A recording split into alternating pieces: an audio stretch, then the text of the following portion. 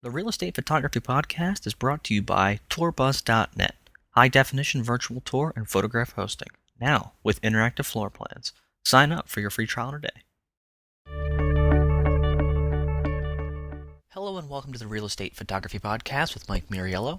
This is a composition tip about looking into rooms as opposed to looking down into rooms.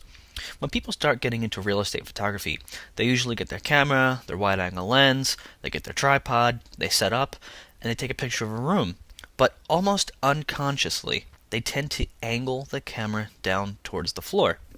I'm not entirely sure why that is, but I think it has something to do with thinking that if you show more floor, it will show more space.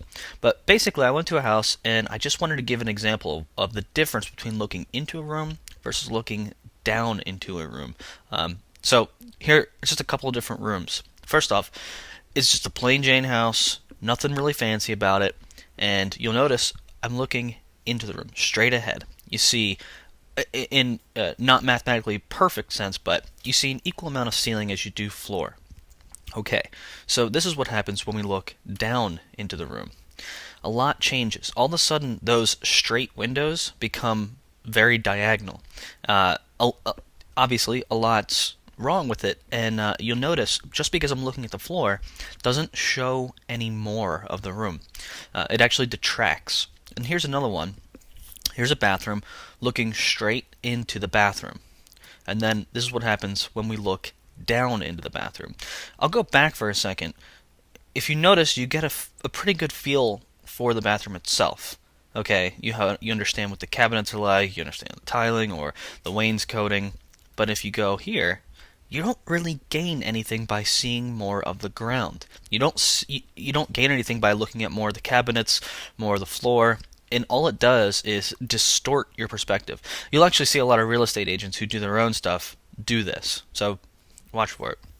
Here's another one, bedroom. When you look down, once again, same theme across all of these, is everything starts to distort up towards the edges, so up the left-hand corner and the right-hand corner.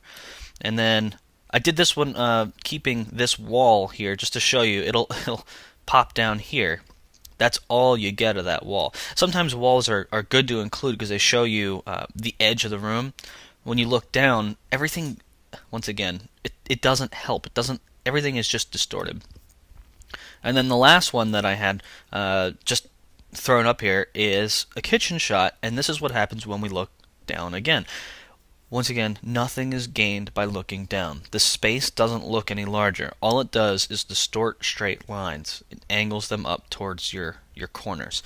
The other thing I'd have to say about this kitchen shot is if you notice down here, the chairs, a lot of times people think they have to show the whole bar stool, but showing the whole bar stool doesn't really add anything to the picture.